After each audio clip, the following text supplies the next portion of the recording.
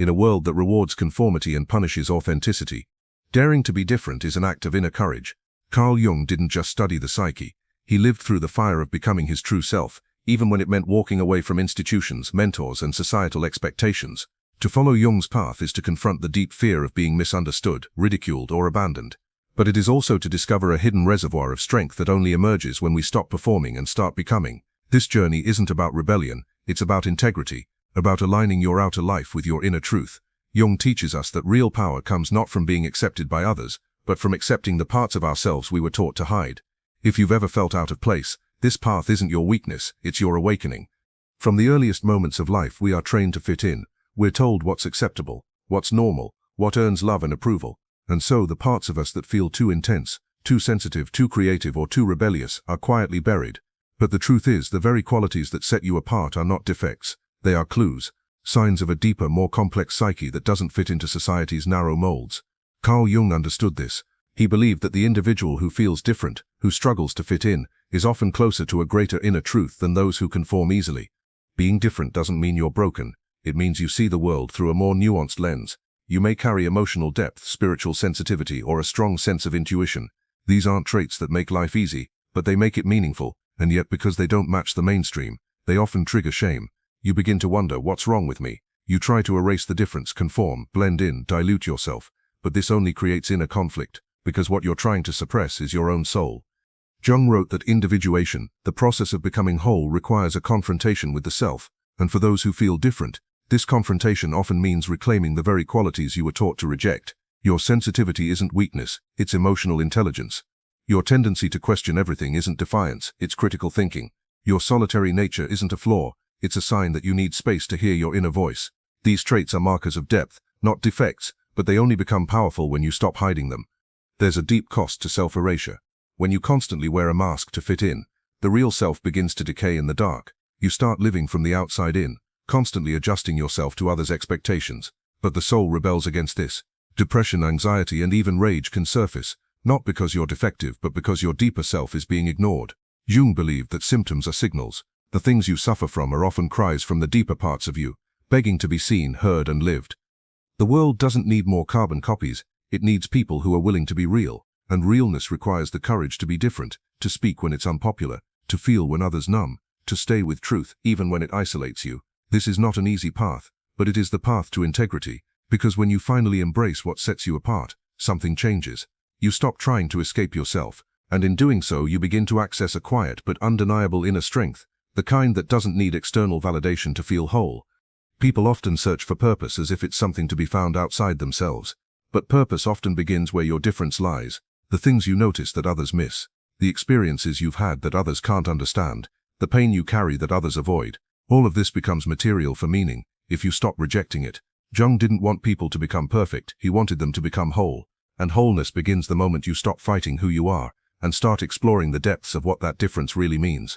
So if you've ever felt like you don't belong, remember this: that feeling isn't a curse, it's a call to look deeper, not outward, a call to claim your individuality, not run from it. The more you embrace what sets you apart, the more magnetic and alive you become, because difference when claimed becomes presence, it becomes truth, and there is nothing more powerful, more healing, or more necessary than a person who has the courage to be different in a world that demands sameness. One of the most painful and liberating truths you will ever face is this: you cannot be fully authentic and still be addicted to approval. The moment you begin to walk the path of your true self, you will inevitably disappoint the expectations that others placed on you, and this is where most people turn back. Not because they don't know who they are deep down, but because being who they are means risking rejection, judgment, even abandonment. Carl Jung understood this tension well.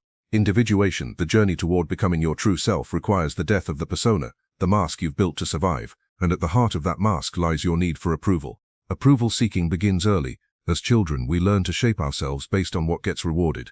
You became the good child, the funny one, the achiever, the caretaker, whatever role got you love. But these roles come at a cost. You begin to disconnect from your core self. Your inner world becomes less important than how others perceive you, and over time you become a reflection of expectations rather than a reflection of truth. Authenticity becomes buried beneath performance. The need to be liked, to be accepted, is not weakness, it's human, but when that need controls you, it starts to shape your choices, your values, even your identity. You say yes when you mean no. You hide your opinions to avoid conflict. You silence your pain to appear strong, and before long your life belongs to everyone but you. Jung warned of this danger. Living inauthentically creates a split in the psyche. You begin to experience anxiety, depression, emotional exhaustion, not because something is wrong with you, but because you are betraying who you really are in exchange for safety. To become whole, the approval addiction must die, and that death is not painless. It feels like loneliness, guilt, and fear. You may lose people, you may be misunderstood, but what you gain is far more sacred: self-respect, integrity, peace. When you stop performing, you stop negotiating your worth. You stop asking the world for permission to exist, and slowly, something powerful begins to happen. You start to feel alive, not in a surface-level, socially validated way, but in a grounded, soul-deep way. You feel aligned, at home in your own skin. The fear of rejection will still show up, but authenticity doesn't mean you no longer care what others think. It means you no longer sacrifice your truth to be liked. It means you've chosen your soul over your image, and that choice, repeated over time, builds inner strength that no external validation can match. Jung believed that true healing begins when we reclaim the parts of ourselves we've disowned in order to be accepted. That means reclaiming your voice, even if it shakes, reclaiming your boundaries, even if they upset others, reclaiming your essence, even if it's inconvenient. Being authentic isn't about rebellion or arrogance, it's about alignment. It's about no longer living from a false self that's been curated to please. It's about becoming real, and realness requires grief. The grief of letting go of who you thought you had to be loved. But in that letting go, something new is born. A self that doesn't need applause to feel valid. A self that doesn't shapeshift to be safe. A self that stands rooted in something deeper than popularity: purpose. If you're serious about self-discovery, you must be willing to disappoint others before you disappoint yourself. You must be willing to walk alone before you can walk free. Not forever, but long enough to shed the layers that aren't really you. Because on the other side of approval seeking is the kind of freedom no one can give you. You have to take it for yourself, and once you taste it, you will never want to go back. Approval will seem small compared to authenticity. Pleasing others will feel hollow next to pleasing your soul. The world teaches you to conform, but your soul is asking you to wake up, not to be louder or better, but to be real, to show up as you are, to live unfiltered, to love yourself enough to no longer need everyone else to do it for you. That is where true strength begins, and it all starts the moment you decide that your truth matters more than your image, that your path matters more than popularity, that your life is too sacred to be shaped by other people's comfort. Authenticity requires the death of approval seeking, and in that death, the real you is born. There is a quiet power that arises the moment you stop walking the path others have laid out for you and begin carving your own. This strength doesn't come from loud declarations or external achievements. It comes from alignment, from making choices that are true to your values, even when they go against the grain, from honoring your internal compass more than the voices around you.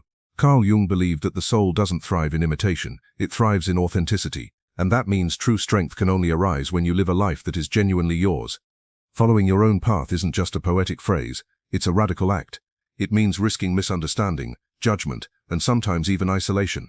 It means saying no to the expectations of culture, family, and peers when they don't resonate with your truth. And that's not easy because humans are wired to belong. We're taught from an early age that acceptance comes through conformity, but the paradox is that the more you conform, the more you disconnect from your core, the more you blend in, the more you vanish. Your unique path isn't always clear or comfortable.